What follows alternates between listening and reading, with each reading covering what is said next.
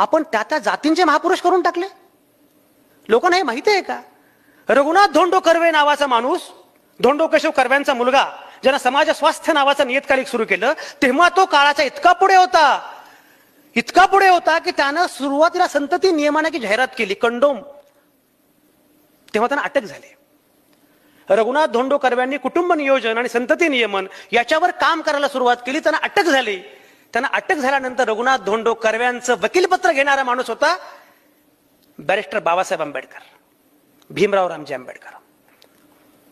ते जेव्हा निकालपत्र घेतलं तेव्हा आशिलाचे नाव आणि पत्ता, आशिलाचा पत्ता भटवाडी मुंबई. बाबासाहेबांचा कार्यकर्ता म्हणाला, बाबासाहेब हे भटवाडी मुंबईतल्या माणसाचं कशाला वकीलपत्र तुम्ही घेतलं?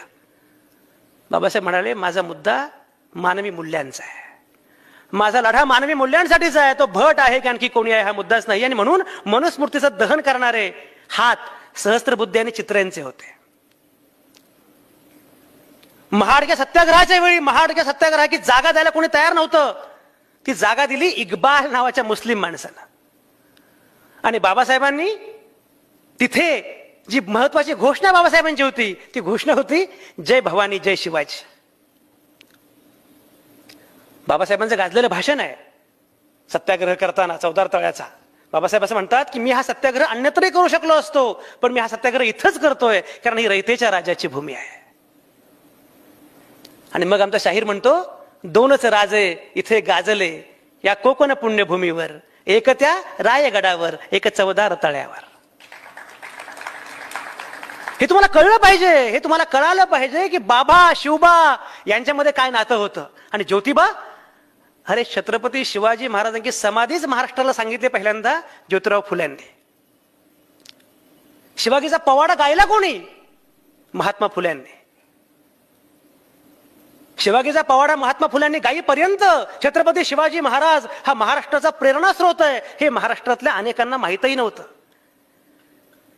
ज्योतिबा, बाबा, शिवबा हे जेव्हा एकत्र येतं ना, मग कळतं अरे हा लढा जातींचा नाहीच आहे, हा लढा जातींच्या पलीकडचा मानवी मूल्यांचा लढा आहे.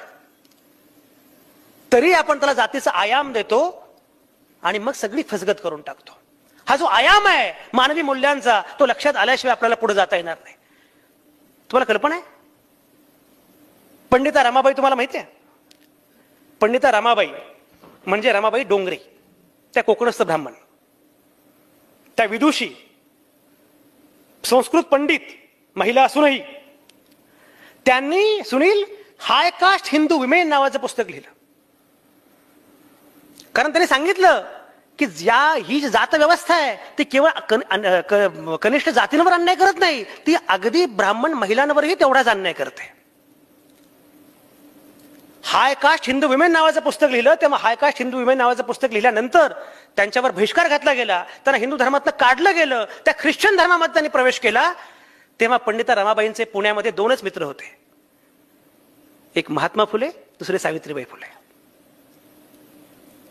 हा लढा मानवी मूल्यांचा आहे, लक्षात घेतलं पाहिजे. हा लढा मानवी मूल्यांचा आहे. आणि म्हणून मला असं वाटतं की हा लढा लढत असताना एक मला तुमच्याशी बोलता होता एक किस्सा आठवला. माझ्या पुस्तकात पण तो किस्सा आहे. राजेश, मध्यंतरी कॉलेजमधल्या एका मुलीचा व्हॉट्सअपवर मला मेसेज आला. त्यामुळे तिचा मला मेसेज आला, हाय कसा आहेस. तो मेसेज साधा होता पण मी वाचला असा, हाय कसा आहेस. तिला मी सांगितलं छान आहे छान आहे.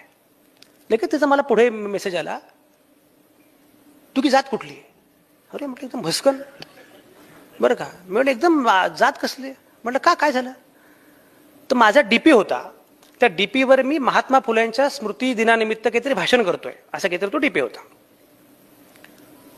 तर म्हटलं काय विचारलंस? नाही तू, मला असं वाटलं की तू ब्राह्मण असशील असं ती मला म्हणाली. मी म्हटलं बरं, असं का वाटलं होतं ह्याला काही लॉजिक नाही, आणि आता तसं का नाही यालाही काही लॉजिक नाही. तर म्हणे नाही पण तू महात्मा फुलांवर कसं काय बोलतोस? म्हटलं तुझी जात कुठली आहे? तर म्हणे ब्राह्मण आहे. म्हटलं मग तुला माहिती आहे का, मग तर तू महात्मा फुलांवरच बोललं पाहिजेस. त्याने माझा काय संबंध आहे? फुल्यांनी सगळं काम केलं ते ओबीसीसाठी, बाकीच्या लोकांसाठी, माझा काय संबंध आहे? तिला मी म्हटलं तुला महात्मा फुलांबद्दल काय काय माहिती आहे मला सांग. ती म्हणे फार काय माहिती नाही, थोडंसंच माहिती आहे. म्हटलं सांग ना काय काय माहिती आहे. तर म्हणे पहिलं म्हणजे महात्मा फुलांनी मुलींची शाळा सुरू केली पहिली, हे मला माहिती आहे. म्हटलं मग तुला हे माहिती आहे का, त्या मुलींच्या पहिल्या शाळेमध्ये सगळ्या मुली ब्राह्मण होत्या. ते म्हणे काय सांगतोस, पण आता पुढचं सांग. ते म्हणे त्यांनी केशवपनाच्या विरोधामध्ये न्हाव्यांचा संप केला. म्हटलं बरोबर. केशवपन कुठल्या जातीमध्ये व्हायचं? ब्राह्मण, त्यातही कोकणस्थ. तुम्ही काकस्पर्श पाहिला असेल. साळी माळी कोळी यांच्या बायकांमध्ये केशवपनाची प्रथा नव्हती, फक्त कोकणस्थांमध्ये होती.